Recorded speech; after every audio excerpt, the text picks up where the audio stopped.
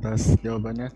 Dan kami persilakan kembali pada Tante Azizah Ummu Malik untuk mengambil suaranya. Tafadhali.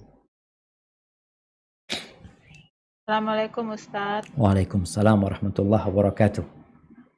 Ustadz, hadiah Allah Ta'ala ini kan begitu luar biasa. Kadang untuk hal-hal ringan, seperti kita baca surah Al-Ikhlas 10 kali sehari dibuatkan rumah di surga. Baca sayadul istighfar pagi sore, bila wafat dalam waktu itu jadi penghuni surga. Sholat sunnah qabliyah ba'da zuhur 4 rakaat masing-masingnya diharamkan neraka. Dan lain-lain banyak sekali.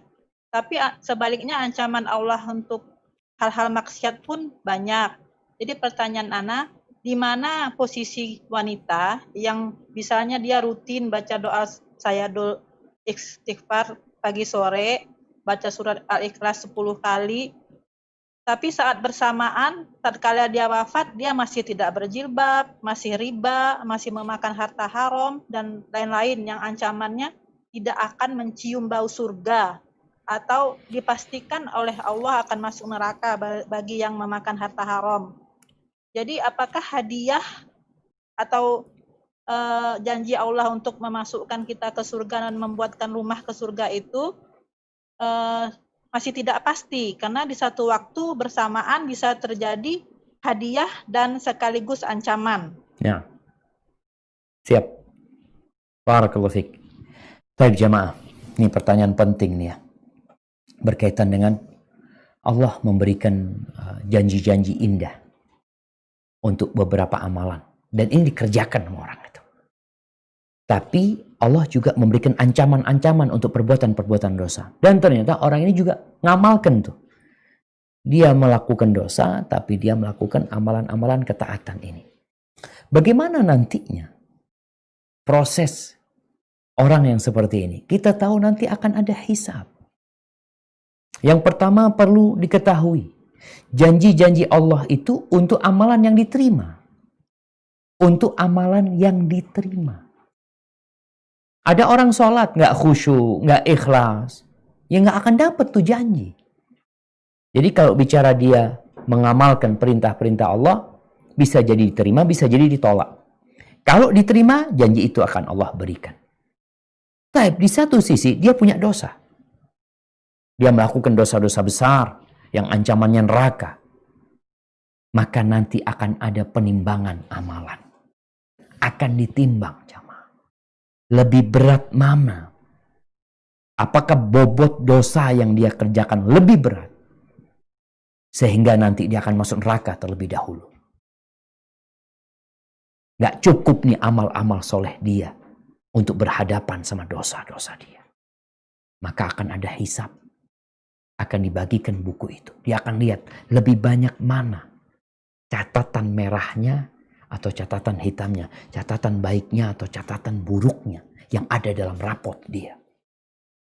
Kemudian kalau bicara orang ahli ibadah, ketahuilah Nabi SAW bersabda, beliau mengatakan, ittaqil maharim, takun a'badan nas. Kalau engkau ingin jadi orang yang ahli ibadah itu, tinggalkan yang haram-haram. Tinggalkan yang haram-haram. Engkau akan jadi orang yang ahli ibadah. Kenapa? Karena urusan meninggalkan yang haram ini gak main-main. Nabi SAW kalau bicara perintah, beliau mengatakan, idza amartukum bisyai' fa'tu minhu mastata'tum. Kalau aku menyuruh kalian, memerintahkan kalian untuk mengamalkan sesuatu, kerjakan sesuai kemampuan kalian. Kerjakan sesuai kemampuan kalian. Tapi kalau aku melarang kalian, tinggalkan. Jadi meninggalkan yang haram ini orang beramal yang sunnah-sunnah. Banyak tuh amalan sunnah dia. Tapi dia mengerjakan yang haram, bukan yang makruh jamaah. Dia mengerjakan yang haram-haram. Bobot yang haram ini besar jamaah. Apalagi kalau dikerjakan terus-terusan. Bicara makan haram, makan riba. Seluruh hidupnya dia lakukan.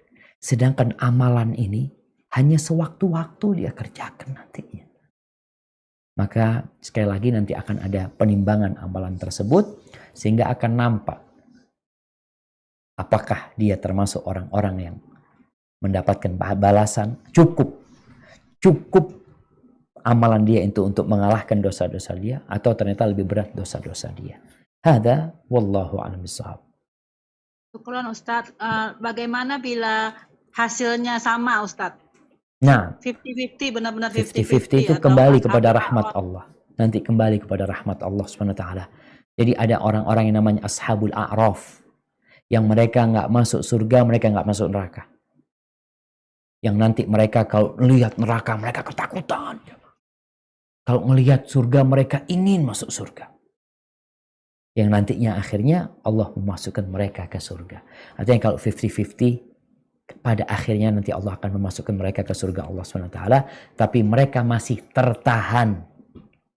Mereka tertahan, itu mungkin bisa dibaca di surat Al-A'raf, di mana orang-orang itu berada di tengah antara surga dan neraka karena mereka belum dimasukkan ke surga, mereka juga tidak dimasukkan ke neraka, tapi Allah ingin memberikan pelajaran kepada mereka agar mereka terus berharap sama Allah, dan pada akhirnya Allah memasukkan mereka ke surga Allah Subhanahu wa taala.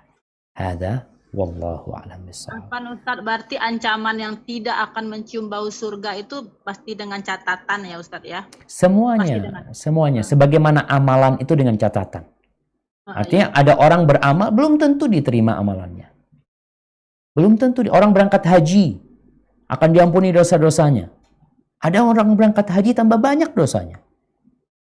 Jadi kita ini nggak tahu, makanya ketika kita beribadah kepada Allah Subhanahu wa taala, itu kita beribadah di antara harapan dan rasa takut. Kita takut nggak diterima amalan kita. Oke, janji Nabi SAW. Ya, tapi anak sholatnya nggak khusyuk. Mungkin anak hajinya juga tidak sesuai sunnah. Mungkin haji anak mungkin masih ada perasaan-perasaan yang ingin dipuji, ingin dipanggil haji. Artinya seorang muslim ketika beribadah itu di antara rasa takut kepada Allah SWT dan di antara harapan. Jadi janji-janji Allah itu membuat kita berharap, tapi ancaman-ancaman Allah membuat kita takut. Jadi nggak boleh kita merasa aman. Oh tenang, ana banyak sholat sunnahnya, ana banyak sodakohnya. Nggak boleh seorang muslim berkata seperti itu. Karena itu menunjukkan keujuban dia dengan amal solehnya, dan dia lupa dengan dosa-dosa yang dia kerjakan. Hada. Syukran Ustadz. Barakallahu fiki. Nah,